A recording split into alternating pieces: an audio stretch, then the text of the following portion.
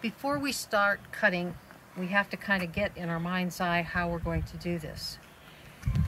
Each end is going to be the top of the cage, and we are going to cut right along the center here, so we'll have two pieces. I've marked those with orange so that we know we'll make the right cut, and we're going to go from there. Here are our supplies. We've got our safety glasses, we've got scissors to cut our zip ties, we have our measuring to measure 25 inches so we'll know where to bend the corners, magic marker to mark where we're going to make our cuts, and here are the bolt cutters.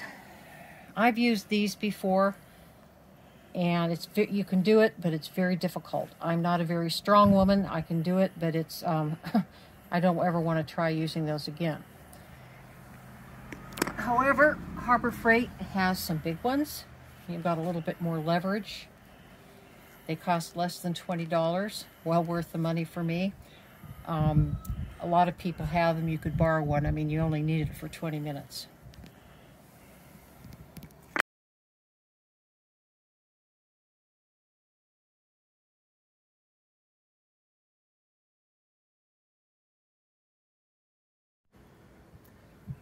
We're going to start making our cuts now. The other piece of equipment that we need is a board, and there's a couple reasons you need that. This is one of them. And we're going to start here. And we're going to cut each one of these where it's marked orange. Okay, I've made all the cuts. This is the last one. I've made all the cuts, and now what we end up with is two separate pieces. These are the two halves of our tomato cage. All that remains now is to bend them in half so we have two corner pieces, and then we'll attach them.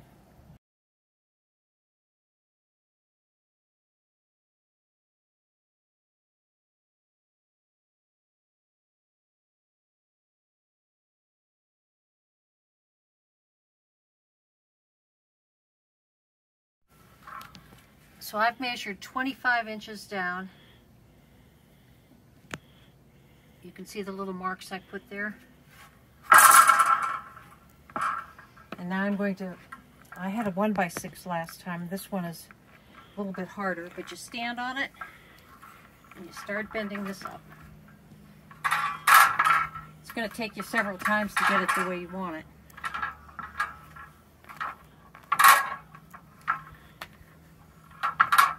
That's pretty close. You can make adjustments as you go. Are you done? Now that we've made the cuts, we're going to stand it up, and the last thing we need to do is put a couple twist ties, maybe at the top and about 2/3 of the way down. The same on the other side, and you're ready to go. Tomato cage. All that we have left to do is use some zip ties to hold them together.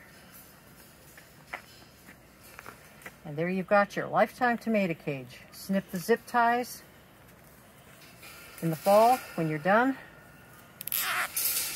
You can reach in, you can grab your tomatoes, you can prune the suckers out of the angles of the tomatoes to give it more airflow. It's very easy to be able to reach your tomatoes and to treat them if you need to. Hope you enjoyed this. Hope you end up using this in your garden this year. Thank you. And in the fall, when you're done with it, all you have to do is take the twist ties off, double them up, store them in the corner of your workshop.